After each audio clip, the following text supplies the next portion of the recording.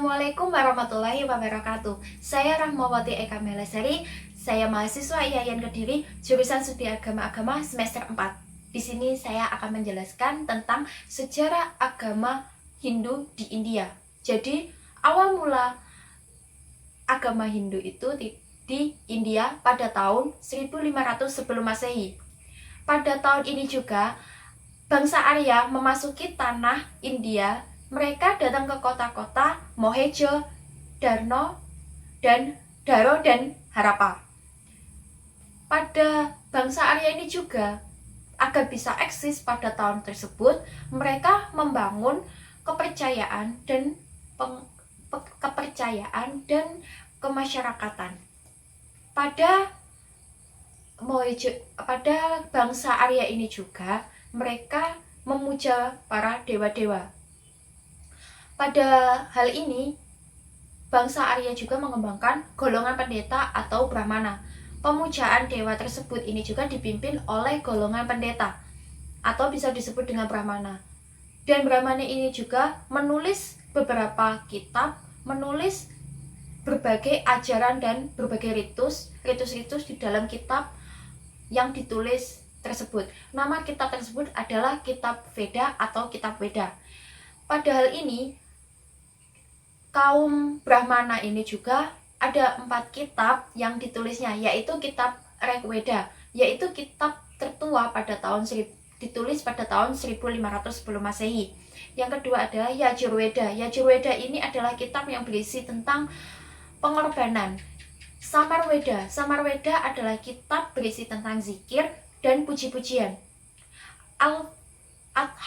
Adharva Weda, kitab yang berisi tentang kumpulan mantra-mantra gaib.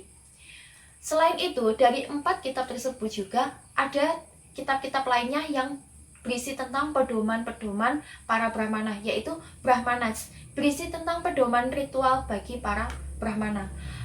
Upanishada, berisi tentang wejaan-wejaan dan mengenai kehidupan gaib. Arayas, berisi tentang pertapaan. Selain itu, sistem kemasyarakatan. Pada sistem kemasyarakatan ini, bangsa Arya juga bisa kita lihat dari eksisnya mereka mengembangkan sistem ini, yaitu sistem kemasyarakatan. Pada umumnya, bangsa Arya ini juga itu bermata pencarian seperti berdagang, bertani, beternak. Selain itu, bangsa Arya ini juga mengenal kebudayaan. Kebudayaan apa? Kebudayaan tenun, terus kebudayaan membuat keramik dan lain sebagainya. Tapi pada sistem kepala pemerintahan, mereka itu berkuasa, raja itu berkuasa dari turun temurun, jadi dari nenek ke moyang, seperti itu pada zaman tersebut. Terus mereka itu dengan cara apa mereka itu berpimpin? Dengan cara mereka itu bekerja sama atau minta berbantu pada dewa-dewa yang tertua atau bisa Brahmana. 3 golongan.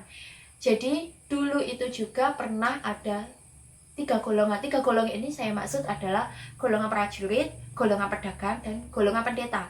Pada 3 golongan ini juga semakin laut itu semakin berkembang menjadi kasta pada bangsa Arya tersebut.